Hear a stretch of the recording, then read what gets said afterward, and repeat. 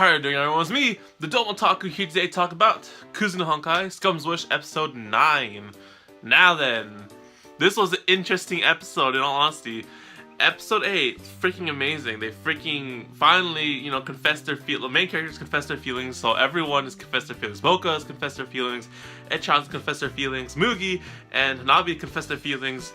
Mugi has gone somewhat to shit this episode, but Hanabi and Echan make a freaking comeback in the series, in this episode, and I'm just like so happy because these two are like, I like these two a lot more better than anyone else in the series. They have a more relationship, Echan truly loves Hanabi, and Hanabi doesn't truly like Echan. That's so sad to say, but this episode really does resolve their relationship and their conflict with each other perfectly. I really like it. So they spend some time together in like this house resort thing owned by Echan's cousins, who makes an appearance this episode, and I'm just like, why is this guy here? Why? So yeah, he like ruins it. He's like in between, and of course they have their time together, but surprisingly enough, Echan has decided that at the end, or before this whole trip, right, that she would break it off with Hanabi. She would give up, and in doing so, she would distance herself from Hanabi and be all left alone. That was her decision, and because she probably couldn't bear being her friend after being rejected or whatever, right? And that was such a huge decision to make that Hanabi eventually realizes this, right? And she confronts Echan about this, and it's sort of like Echan's like thinks that she was the one using Hanabi, but then it's like Hanabi using Echan, and there's so much conflict. But yeah, basically what the gist of it was that Echan wanted to break it off. It was like there's no way that Hanabi will truly have these feelings for me, and unless she does, then I gotta break it off with her because I can't spend time with her or also remind her about her feelings for Hanabi, and it'll be awkward, right? That was her thinking.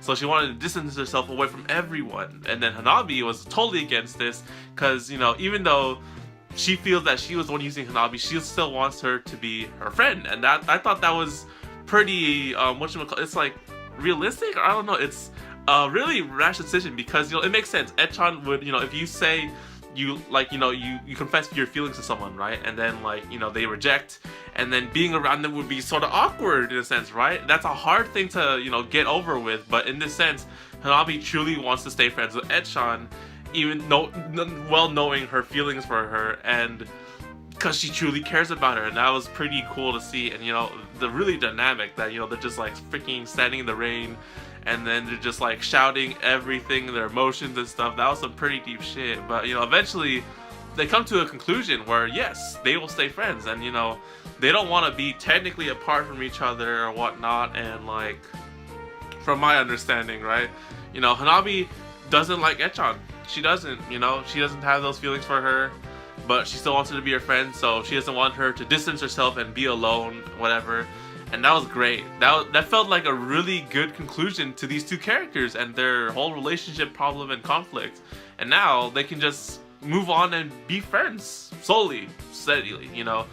That there's some things that Echan, we don't know a lot about her from what she says, and slowly in time she'll open up to Hanabi and she'll forget about her feelings, and then they leave it off with one last kiss, and that was freaking great. But these two, that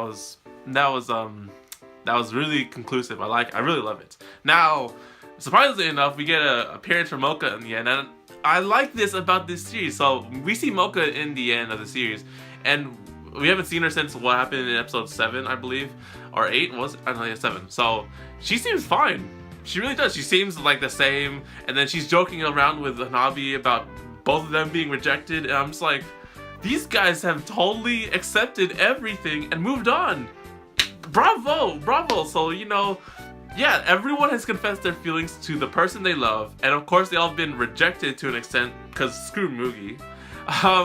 They've moved on. They really have, and that's so amazing to see. Hanabi, sometimes not talk about her brother, but she in a sense has moved on. Echan and Hanabi have reached their conclusion here.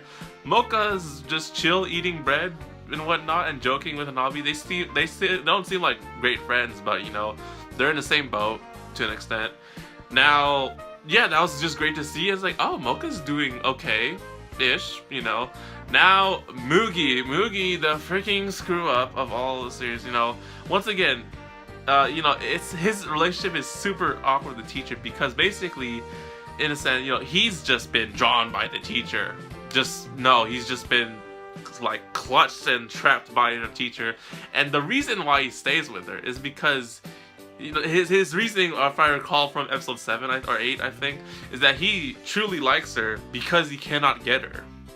And I'm just like, what the fuck does that mean? So, you know, she keeps like luring him and shit, and they have a freaking teacher home visit where, you know, they basically whatever. But, you know, Mugi is well aware that he's being used. Like, it's easy. He knows the true side of the teacher, but he lets himself do it anyways because, I don't know, man. I don't know. So that's the one character in the series that I feel needs to move on, or, you know, accept everything, basically. So everyone, Echan, Mocha, and Hanabi, the girls, great. They've moved on with themselves, or have accepted everything, and are starting to move forward, and I like it. Mugi, you screw up, man. I don't know about you. We'll see what happens. We have 3 episodes left. We'll see what happens to you later. So anyway, guys, that's it for this video. Thank you guys for watching the video. I thought it was freaking amazing. You know, in the end, I still truly like these two bear together, but, you know, they had to resolve their issues together, and I think that the whole middle scene with them in the vacation home was great. It really was great. So I can't wait to read that in the manga. So anyways, guys, that's it for this video. See you guys on the next video on the TheDomotaku channel, or next week for episode 10. We'll be 3 episodes away from the finale. So leave a comment and thoughts for this episode. Do you guys truly like Echan and Hanabi? Do you like Mugi Hanabi? Do you guys truly think that they've moved on or accepted themselves or moved forward or whatnot? What about Mugi? Leave your thoughts in the comment section below, and I'll see you guys on the next video on the TheDomotaku channel. That sounded awkward, but I'll see you guys on the next video. So take care, guys. Hope you guys are doing well, and matane.